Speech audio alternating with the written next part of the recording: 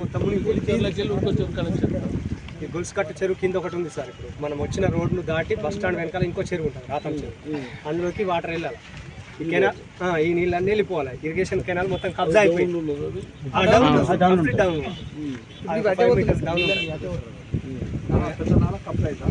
ఈ కాలం మొత్తం కబ్జా అయిపోయింది. ఆ కబ్జా చేసేట్లు ఏమవుతుందంటే ఈ మొత్తం మునిగిపోతుంది సార్. ఈ ఏరియా అంతా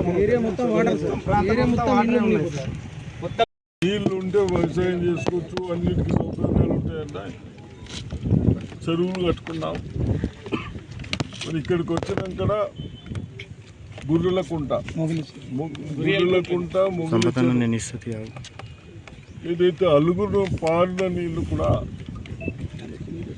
ఒక కాలువ లేకుండా అన్ని కబ్జాలు చేసుకుంటూ వస్తూ ఉన్నారు. కాబట్టి దానికి కన్సల్ట్ అధికారులు, ఇరిగేషన్ అధికారులు కానీ, రెవెన్యూ అధికారులు కానీ ఈ ప్రాబ్లం సాల్వ్ చేసి మన ప్రభుత్వం భూమి ఎక్కడున్నదో అక్కడ సర్వే చేసి ఫర్దర్లో ఇటువంటి అక్యుపైలు చేయకుండా, నేను ఈ ప్లాట్ చేసే వాళ్ళకు, రియల్ ఎస్టేట్ చేసే వాళ్ళకు మీరు చూస్తూ ఉన్నారు, ఏదైతే చెరువులలో కబ్జాలు చేస్తే హైదరాబాద్ ఉండే దగ్గర కూలగొట్టేస్తూ ఉన్నారు.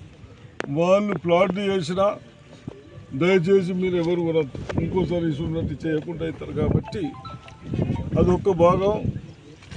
మీ అందరి కోరిక మేరకు మీ సునీల్ రెడ్డి గారు, మీ అందరూ ఇక్కడ బాగా వాటర్ వస్తూ ఉంది, ప్రాబ్లం ఉంది అని అంటే ఇక్కడికి రావడం జరిగింది. తప్పనిసరిగా కన్సల్ట్ అధికారులకు చెప్తాం.